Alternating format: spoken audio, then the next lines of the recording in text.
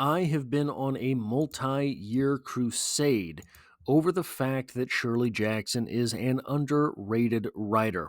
And the true testament to one of these things where you are uh, trying to find out if someone is appropriately credited or whether or not they are underappreciated is not how well their big stories are known. There are throngs of individuals who really love We Have Always Lived in the Castle. There are tons of people and tons of writers in particular that will proclaim The Haunting of Hill House as one of the sort of seminal texts in their development as a writer. The real testament to whether or not someone is underappreciated when they are as well known, at least within literary circles, as Shirley Jackson, is when you find great short stories, great poems, great novels that do not get any attention, and that is where we find ourselves today. Welcome to Strip Cover Lit, where we squeeze the bigger picture out of literature. I'm Adrian Fort, and we are here for another short story discussion, which will appear in two separate playlists here on the channel. Number one being, of course, the short story discussion playlist, and number two being the short story by short story read along of Let Me Tell You by Shirley Jackson. This video will have three separate sections: a So What Happened recap of the short story, a literary criticism section where we talk about the literary goings-on in this short story, the conversations to be had about this piece, and then finally a writer's corner portion where we talk about all of the things that we can take from this story as writers ourselves. So, what happened? It's a crowded afternoon at the park, and a man is walking around with a folder. He sits next to a woman with her baby and shows her a picture of his daughter, a famous 6-year-old actress. They're estranged now, he and his daughter.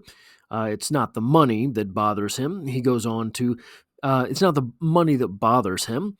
The fact that he is left out of this money, it's the fact that that was his daughter, and now his mother or her mother has taken her from him. He goes on to finish his walk, and as he is finishing that walk, he comes back around to some boys playing ball that he had helped earlier by returning their ball to them, and shows them a picture as well of Nicky Lopez, the middleweight challenger, a famous boxer. The man used to manage him, but he lost, and Nicky is now with the syndicate. It's not the money that bothers him. It's just that, he lost Nicky. So, that is this short story in a nutshell. There's only one question to this short story, right? I think there's a clear answer, but I think we should pay homage to both answers here, because regardless of how you answer this question, this short story is very sad. Do we believe the man with the pictures? Does he have a 6-year-old daughter who is a famous actress ripped from him by her mother? Did he manage Nicky Lopez, the middleweight challenger, until the syndicate got to him and he went to train with someone else? If we believe him, this is a very, very sad short story. This man could be someone who has all sorts of a better life than someone who just meanders around a park and finds random people to show pictures from his past. I think, obviously, we are led to believe that this man is just making up these stories. Still, this is a sad story. So, either way, this is a sad story. But which is more sad? Which is more sad? Someone who has worked and has had everything ripped away from him, or someone who has nothing and is relegated to taking pictures of random people around the park to other random people in order to gin up conversation which, by the way, leads to these individuals feeling sorry for the man, right? So that number 2 point there, it's the money, right? But I think we need to change our concept of what money is. But I want to stop a little bit short of that point just yet. This man is not going around the park showing people pictures of random people and just leaving the story at, that's my daughter. My daughter is a famous actress, so that they would feel good for him. This man is not simply taking pictures of Nicky Lopez around the park and saying, look, I used to manage him. Now he's a middleweight challenger. Very, very good boxer. I taught him that right hook, No. What this man is doing is farming, fishing for sympathy.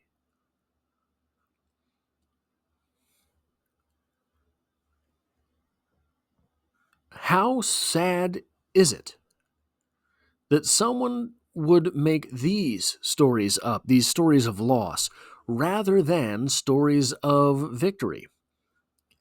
Is the psychology of this man such that he does not know what it means to win? Is the psychology of this man such that he is a very, very sad person, but has no one in his life to feel bad for him, wanting to feel that sympathy drives him towards manufacturing these types of stories?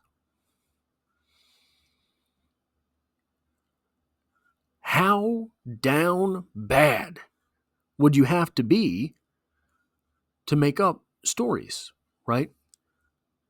I think we've all known people like that. We've all known people who are sort of compulsive liars.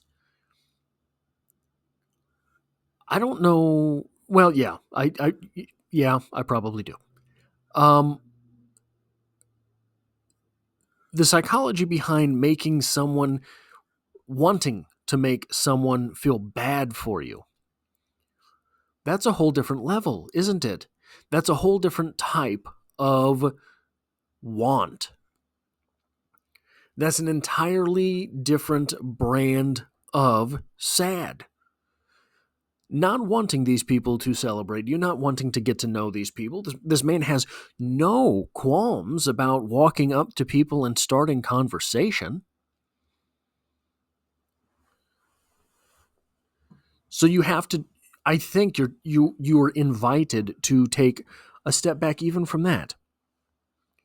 If this person doesn't have problems stepping up to people and starting conversations, what led him to start making these stories? Did he start by simply walking up to people, starting conversations, and they were not interested? Did he then go to making up these tales of the grandiose? This is my daughter, she's a famous actress. Oh, I know her. And then as the story goes on, people stop believing him and look to exit the conversation.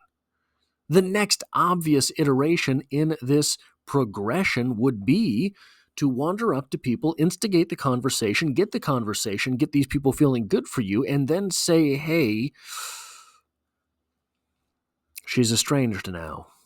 My ex-wife took her from me. Then they feel sorry for you. The unctuous feeling that you want, and then you leave so that you're the one that left the conversation. The next thing here, I think, to talk about on the literary side is it is the money. The short story is called It Isn't the Money, but it is the money. It isn't the money I mind. What is money? It's not just something you spend, right? It's not reward. Money is a store of labor.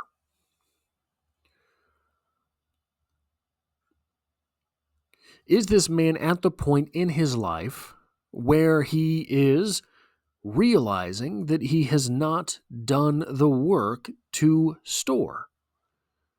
He has not built the wealth.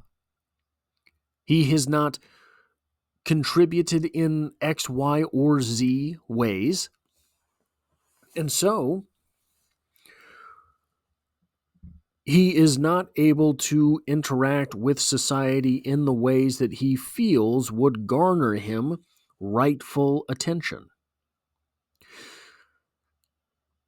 There's arguments right now very prevalently online that a man has to feel useful. I don't think that's a gendered argument. I think that all people like to feel useful in some ways. And I think that there are types of people, psychologies of individuals, profiles of people that need that validation. I don't think it's a gendered argument. I think that probably predominantly most men do feel that way. Is this person, this man in this short story, at the point where he's realizing or figuring to himself, feeling as if I have not contributed to society in the way that a man should? I am not worthy of real discussion because I have not contributed my labor in that way, to that extent, in that quantity. Because this individual both times goes back to the "it's not the money I mind" phrase. It's not the money I mind. It's the fact that I lost my daughter. It's not the money I mind. It's the fact that I lost Nicky Lopez. He was a good guy. Both times, this individual goes to that place. So it is the money on some level for some reason to this individual. It is the money that to which he keeps returning. So those are the literary criticisms for this short story. Here's the writer's corner. If you are a writer and you read this story, take this note. Perfection. One of the sort of hallmarks of poetry is its brevity. It doesn't have to be a brief poem. There are epics, but that type of poetry has a different title in and of itself. The brevity of poetry is such that you try to catch a certain essence in as few words as possible.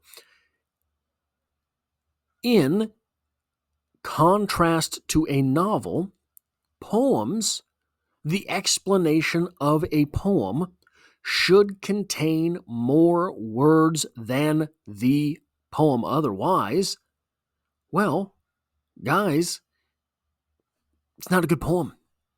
100% of the time. If the explanation of a poem contains fewer words than the poem itself, it's not a good poem. That's part of the nut that is a poem, the hyper-condensed literature that is poetry. Short stories are oftentimes somewhere in between. There are details put into a short story that don't necessarily have to reflect upon the entire idea behind a short story. If you're here on this channel, probably you are a fan of Ernest Hemingway. You're watching this short story by short story read-along of Ernest Hemingway, perhaps. Ernest Hemingway was well known for having such concise literature, for having such short stories, for having so brief a moment on the page, because in that brief moment, he was able to articulate everything he needed about whatever it was that he needed to explain. Didn't have to be a character. Sometimes the characters aren't the point of a short story. Didn't have to be an action like boxing or hunting. Those can not be the point of the act of boxing, the act of hunting. But whatever he was trying to capture, he could do it in that brief amount of space. I ask you this. This is a 5-page short story. Are there any other 5 pages of this character's life that could so encapsulate this character? Could you take 5 pages of explaining any other day of his life, any other moment of his life, any other thing that he does, and encapsulate what it means to be this man better than these 5 pages? I don't think you can. That's part of the challenge of the short story over the novel. With the novel, you're kind of doing a panorama on a setting, a place, an idea, a thing, a person. With a short story, you're giving us the setting, you're giving us the time period, you're giving us other characters, but it's all to explain one thing very briefly. We know, after just these 5 pages, this guy. Is that what you're doing in your short stories? Picking the smallest time frame on the page that you can to absolutely drill down on one thing. Shirley Jackson did it with this one. That is all I have for this short story. If you like or appreciate what it is that I do here, hitting the like button really does help me out, as it tells YouTube to share this video with other literature lovers. If you find yourself here by chance but not design, literature is the only thing I talk about on the channel, dropping multiple videos every single week. There's poetry every Monday, and I hope to have you back for the next one.